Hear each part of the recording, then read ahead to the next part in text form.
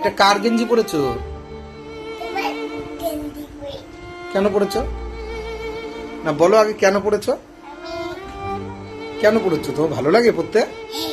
হ্যাঁ, কেন তোমার জামা পরতে ভালো লাগে না? ওরকম করে না, আগে বলো, আগে আমার কথাগুলো বলো। হ্যাঁ তো না, একটু রাগ করে না বাবা, ভালোবেসে বলতে হয় যে বলো কি। হ্যাঁ, ওরকম না, বলো বাবা আমি তোমার গেঞ্জি পরেছি, আমার তোমার গেঞ্জি পরতে ভালো লাগে।